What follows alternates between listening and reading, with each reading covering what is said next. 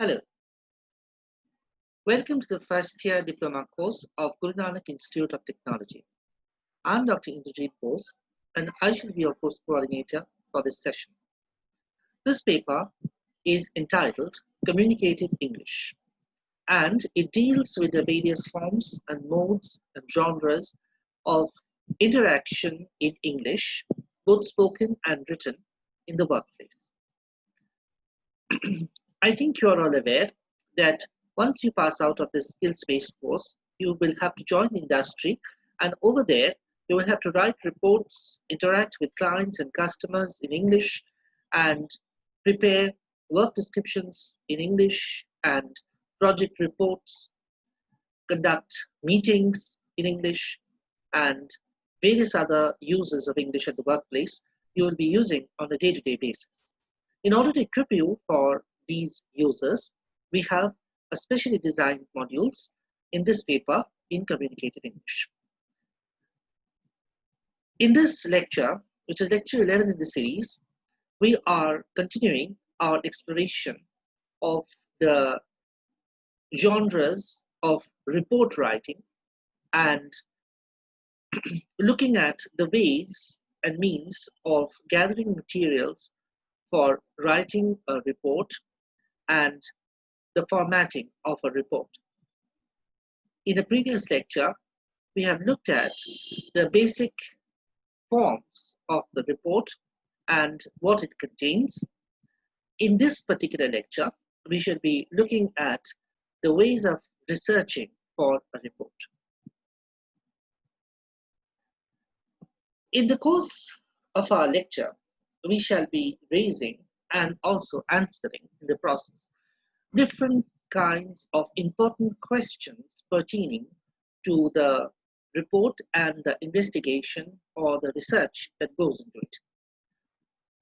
To begin with, we are going to look at what research is and also what kind of research questions are posed at the beginning of this entire process.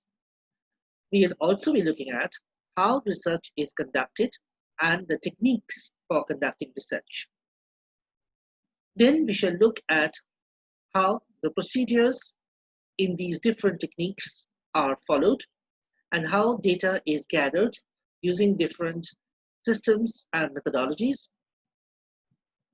We shall finally be closing with a look at all these techniques in a comparative way and exploring how research can be done to yield a positive outcome in the form of a report. Now, let me begin by giving you an example or two. Let us say that a report or study is being planned on the reading habits of children in city areas in the age group of 7 to 11 years. Now, I'm sure these days all of us deplore the invasion of smartphones and mobile phones in our lives, which have obviously made our lives easier in many ways, but certainly have led to the decay of the reading habit, especially in children. It is also a fact that children seem to be particularly obsessed with the different kinds of online games, chatting, and other attractive options which they are given by smartphones and mobiles. So in the process, when they remain obsessed and glued to the small screens of the smartphones, they are neglecting to read the storybooks and other kinds of books which children of an earlier generation did very much read. So is the reading habit in children really declining? So a research has been planned on that. Now, even if we are going to explore in urban areas in a city like Kolkata or Kanpur or Bilaspur, for example, even then we need to have a study involving a large number of children. So how is such a study going to be conducted at all? Or how will the research be done? Can we just choose children at random in the street and ask them questions? What book are you reading? Have you read any books last week? Or did you read any books last month or last year?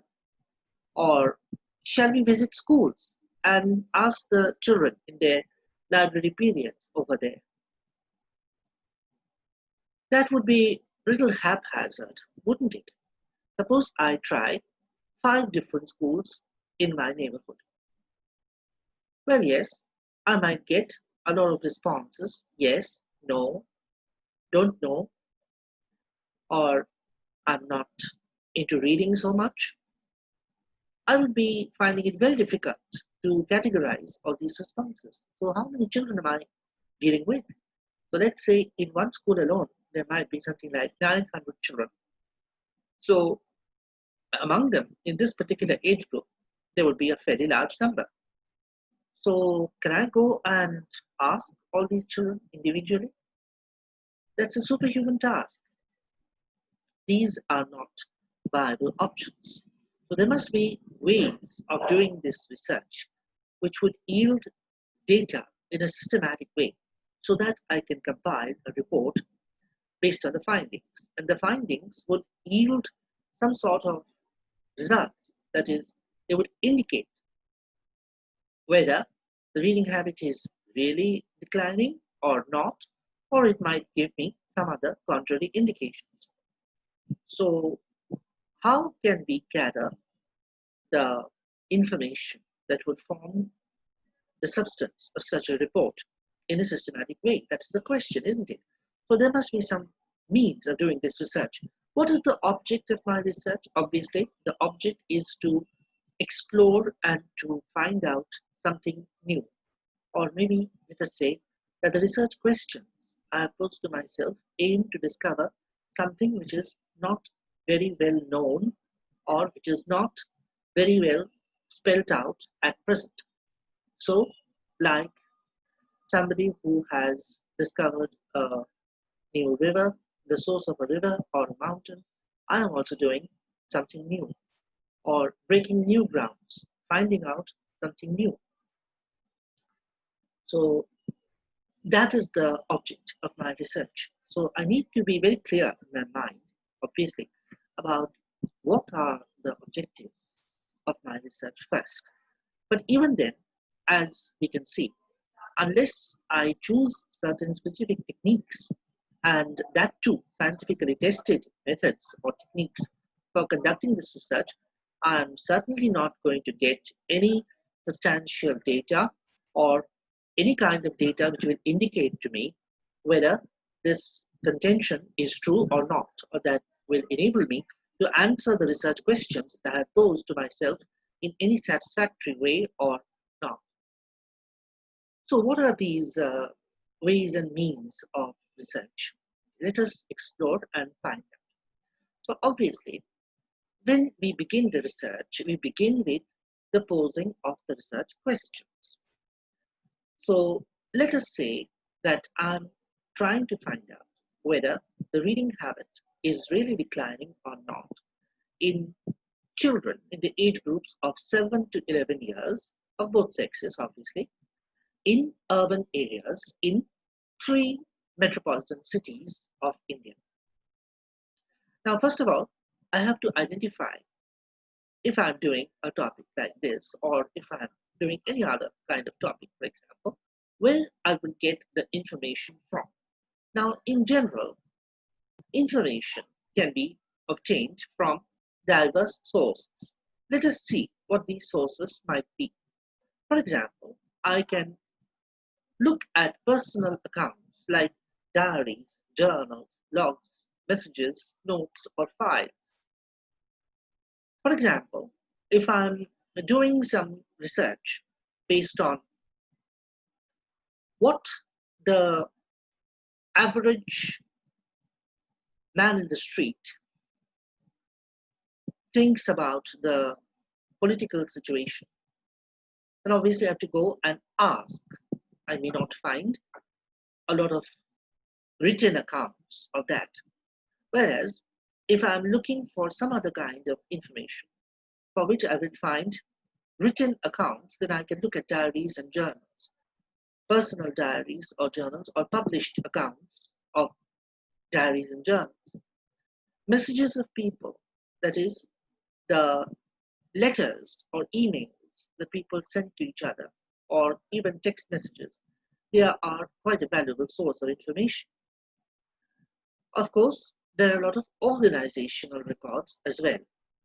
So let us suppose that I'm trying to do some research into the formation of an institution like the clubs of Calcutta. So if I do something like that, then obviously I have to look at the records of all these clubs. So I will look at files, ledgers, journal entries over there to get the information. Nowadays, of course, there are digital sources of information like websites, so obviously I have to explore them.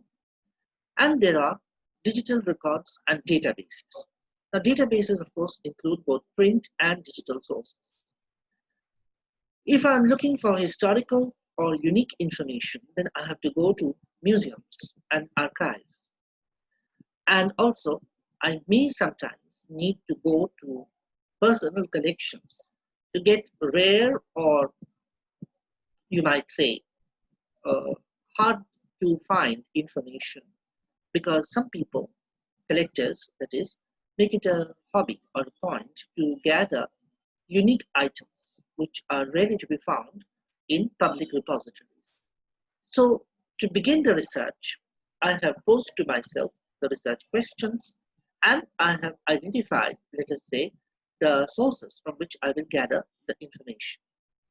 Now, once this is done, I am well on the way to start my research process. However, I haven't started yet. I need to know still how I will proceed to gather this information and the systems by which I will be noting down and recording this information. So there are two things to remember over here. One is the methods of research inquiry, and the second one is the ways of recording the information. So what are these? Let us find out.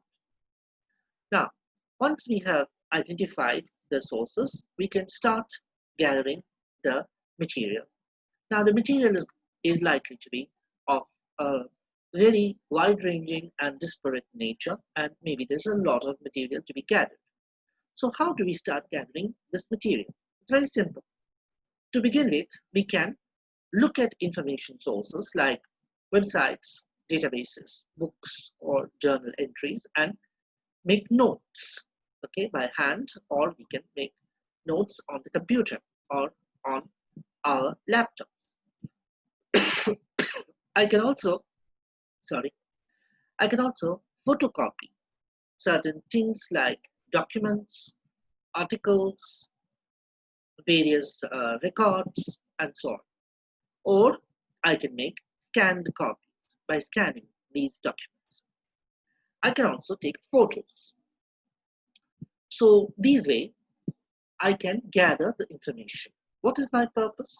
My purpose is to keep a personal record of all these information sources and databases that I'm exploring. Or in other words, I'm sifting and exploring through a lot of information databases and accounts in order to gather some relevant material. Is all the material suitable for my purposes? Is all of it relevant? No, that is not likely to be the case. So I might have to go through a lot of information and find that much of it is really useless for my purpose. So I will discard that, but I will pick and choose only those items which are relevant.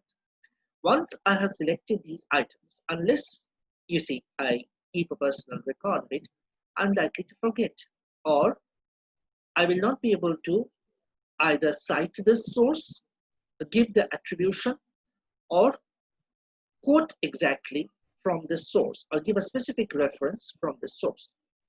the report that I prepare will have to be pretty exact in terms of details or the materials that I've gathered from various sources. So I have to keep a specific and exact record. So for that, I am making the notes, I am making photocopies, scanned copies, or taking photographs. I can also do things like collect samples. So suppose it is a study on migratory birds, then I would take samples of birds' nests, feathers, birds' eggs, and so on. Or if it is a study of soil types, then I can collect samples of different soil types. I can also make observations, noting down how something seems to me from my point of view. I can also download certain e-sources. Now, once I have done all these things like make notes, take photographs, make scanned copies, take photocopies, and so on, there's the question of preserving all this heterogeneous material that I've gathered together. Now, it's all a mingled assortment, or it's rather a mixed assortment of diverse and heterogeneous material. So what do I do? All, mix it all together and make a goulash or mixture out of it? No. The more I do something like that, the more confused, in fact, I will become. Because, as I have said at the very outset, that the information that is to be gathered is of a diverse and extremely detailed nature. So, I have to sort out this information according to the source, according to the category, and various other ways. I will neatly categorize it and classify it in such a way that it is easier for me to track or to keep a record of it. So I will do things like creating files, folders, and databases of my own and preserving the material over there.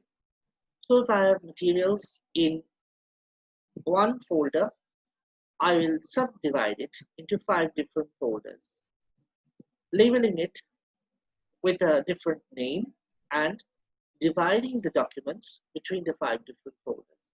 So if I want to locate any specific piece of information, I just go to the relevant folder and pick it up. So this way, the preservation of data becomes convenient and also effective. Also, I can keep written records in notebooks and journals. Well, then again, not a single notebook for all the different categories together. That would all make it very difficult for me to sort it out or to find out where I have put what. So again, separate notebooks, separate journals, or writing pads for different subjects. So these are some of the ways in which I will do the research or take down the notes and observations and preserve these documents for my future reference and use.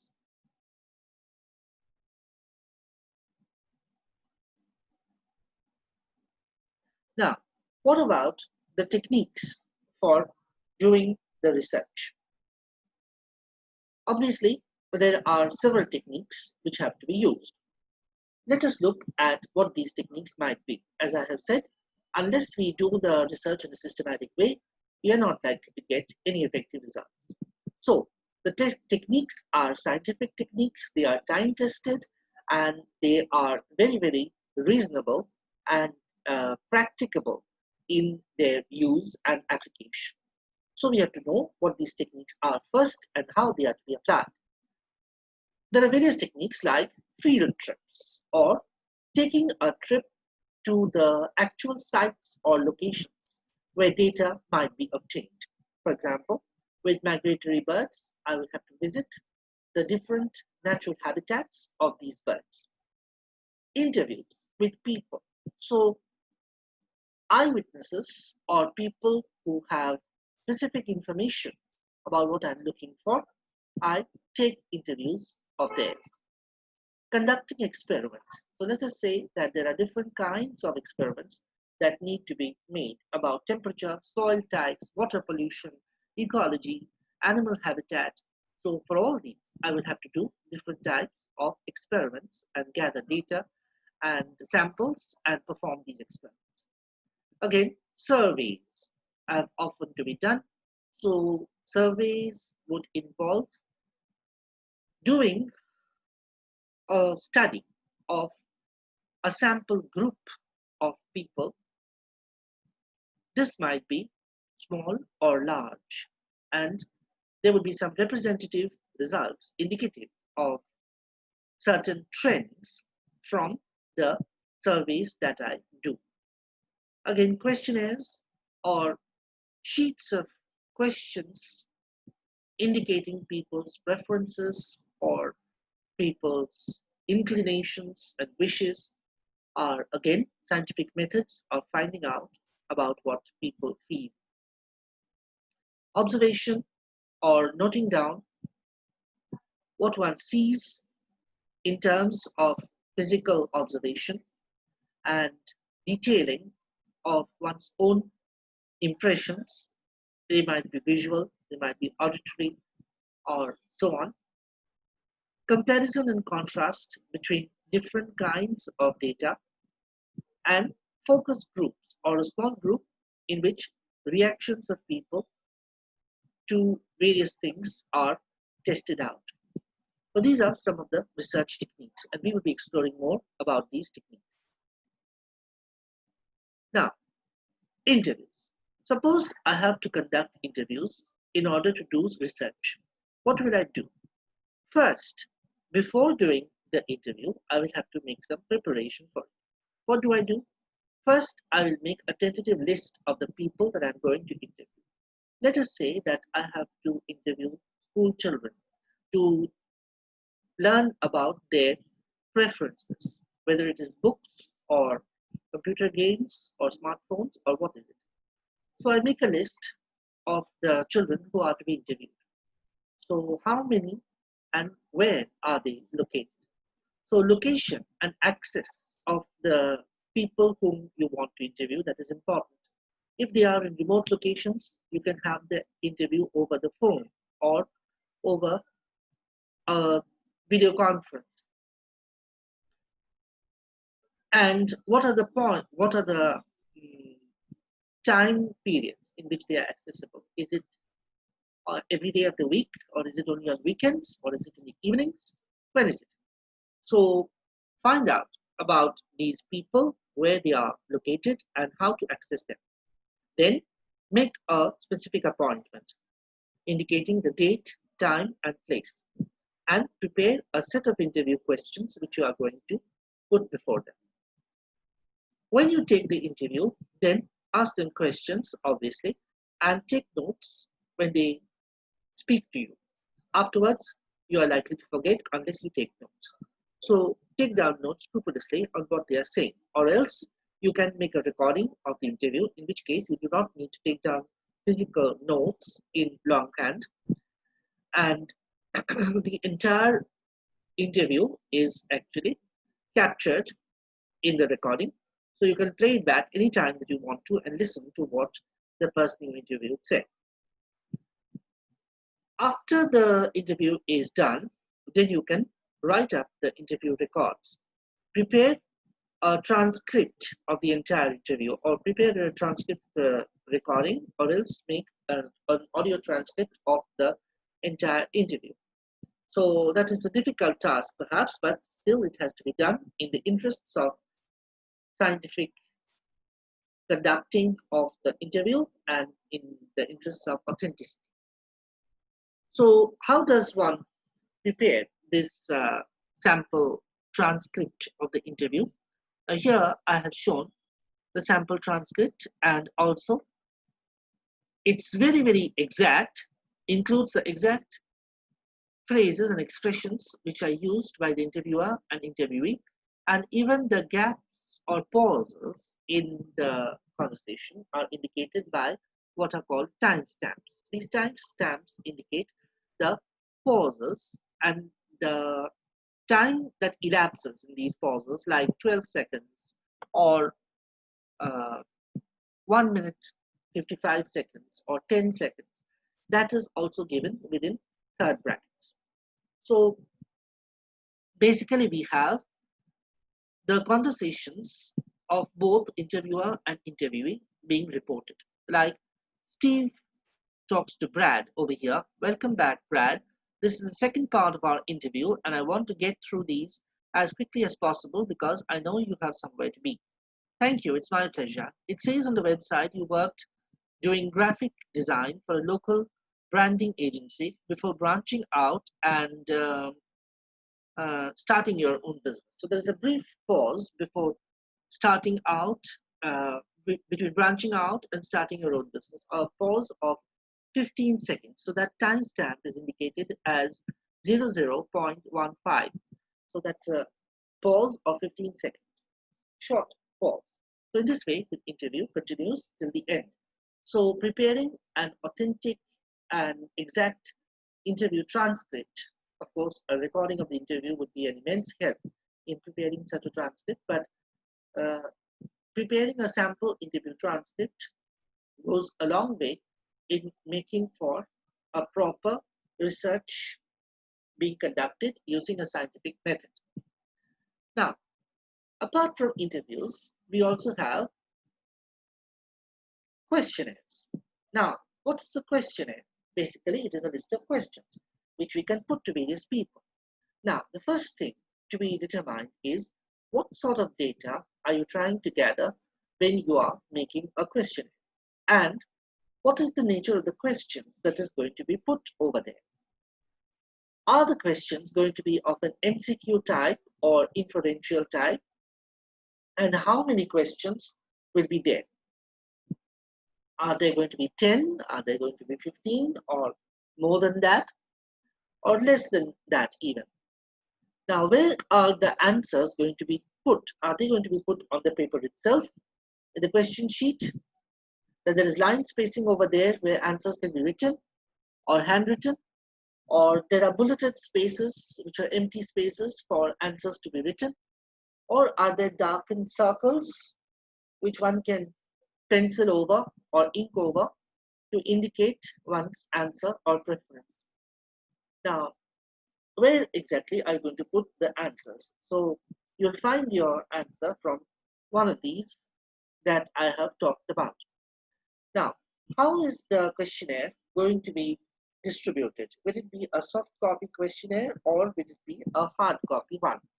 If I have a soft copy questionnaire, then I can very conveniently mail it across to different people. And if I have a hard copy, then I have to distribute it by hand. Now, how is it going to be distributed and how will the responses come? So the responses can come in the form of physical forms being given or feedback being given or in electronic forms in the form of online feedback, Google Forms, and so on. Now, how is the feedback going to be stored? If it is electronic, it can be stored electronically. And if the feedback to the questionnaire is in the form of handwritten or hard copy, then we can prepare a kind of compendium of all the questionnaires and preserve them somewhere in a file or folder or ledger somewhere. And later, the necessary study is going to reveal the extracts which are important. Questionnaires are another type of a technique. This is a sample questionnaire, for example.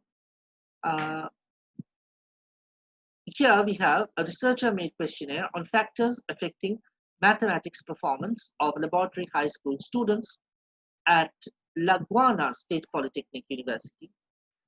We have the student-related factors, so there's a numbering scale, 5 indicating always, 4 often, 3 sometimes, 2 rarely, and 1 never. So there are various categories. Like category A is that of interest. I make myself prepared for the maths subject. I listen attentively to the lecture of my maths teacher.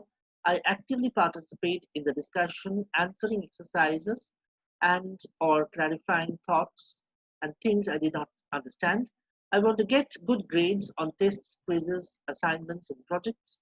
I get frustrated when the discussion is interrupted or the teacher is absent.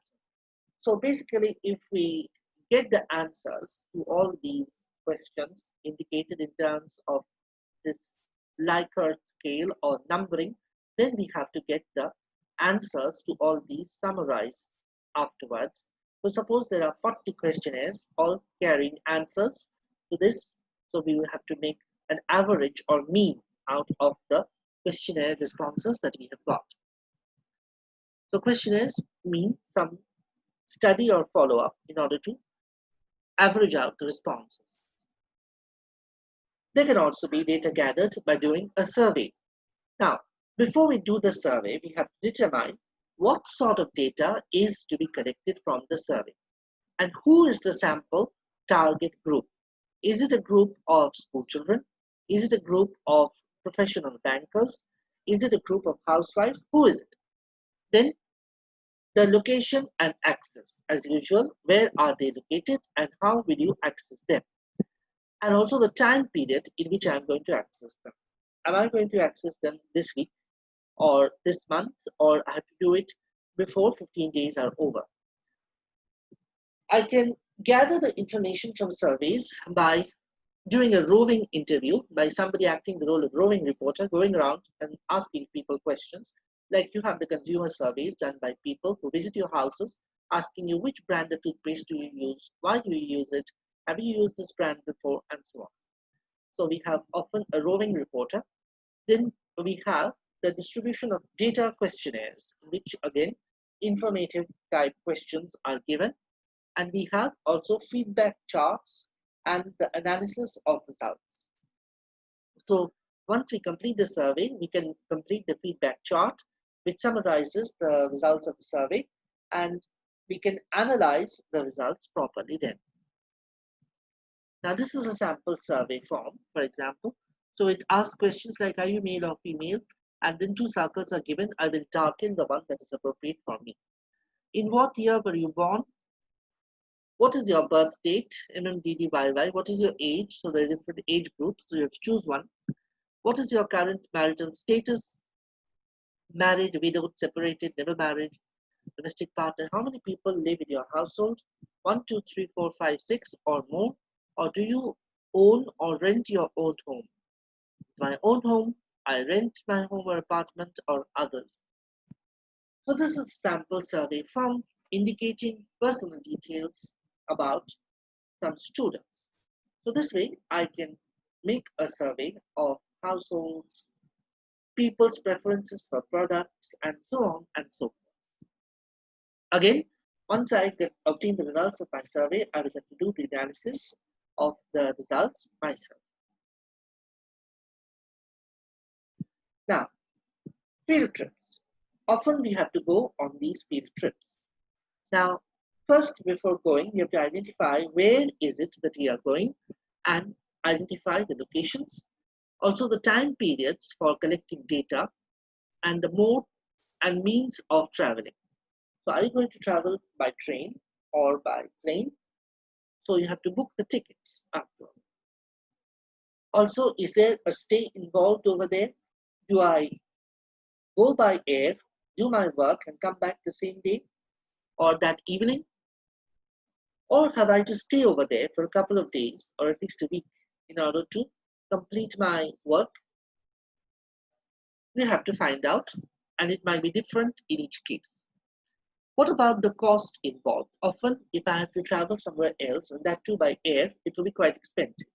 So I have to look at the sources of my funding. So do I have the funding? If I have the funding, I can do a lot of things. If I don't, obviously there will be a lot of restrictions on what I can do. Then once I go over there on the field trip, whom am I likely to meet and what will be the places to visit? So I have to answer these questions, and I'll also make a record or chart for collecting the data and observations. And also I will compile the data together afterwards to make a field trip report. So much for field trips, where we have got one template of field trip over here. A Lac d'Assaun trip report template. So number of days, the crew, and various other things like transport, accommodation, activities, the weather, roads, and so on. So various points relating to the field trips that will be undertaken, we have to categorize it accordingly and prepare a brief report based on that. So this is a field trip. Then there are likely to be experiments. So suppose I'm doing a study of soils in a certain region. So I will have to decide what type of experiments I have to do. So which kind of experiments are you doing? Where will you conduct them? And how will you get the apparatus or equipment for conducting the experiment? Are you going to hire this or purchase it? In the latter case, again, it might be expensive. So how will you operate the equipment? Do you know how to operate, or do you need to get information from somebody else? Do you need any professional help? How will you do the testing? What will be the time frame for testing? Are you going to do it in one day or a couple of days or hours or what? And how will you record the results of your experiments and compile the findings? So again, I might put it in the form of a chart, or I might put it in the form of a drawing, or I might write it down in a book or notebook. So I can do various things to compile the results of my experiments. Observation is again a very important tool, a research tool, I should say. So it involves various things like noting down what one observes of people's behavior and other things. So observing human behavior in controlled and uncontrolled situations. So a controlled situation is one which is basically developed to test people's reactions, or it's a kind of simulation, whereas an uncontrolled one is an authentic situation which has not been artificially developed for the purpose of testing. So gathering observation both in controlled and uncontrolled situations is something that we have to do sometimes. Also, there is participant and non-participant observation. If I'm talking about the plight of elephants in a particular industrial zone, so I will have to see and find out whether the elephants are of any help in the industrial production or not, as a non-participant, because I do not belong to this area and I have no idea about how the elephants feel, or nor can I guess at their feelings.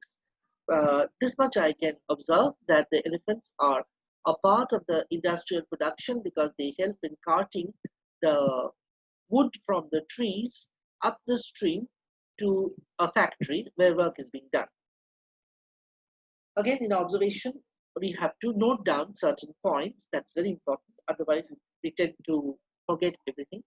So we note down certain points, we make notes and prepare observation charts.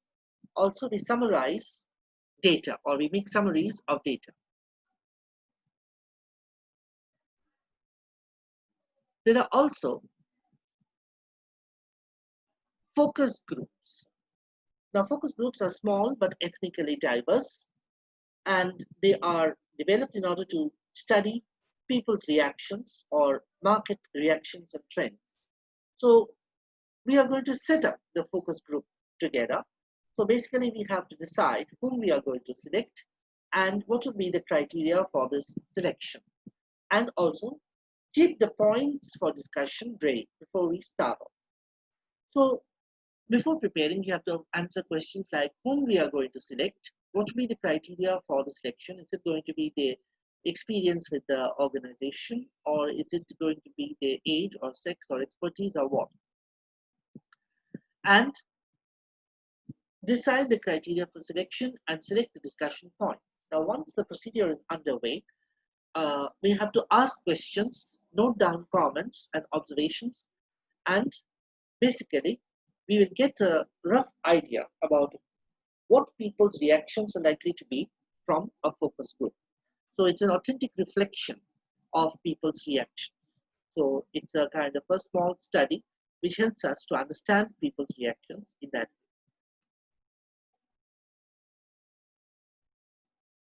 Now, finally, we can say that these all observation,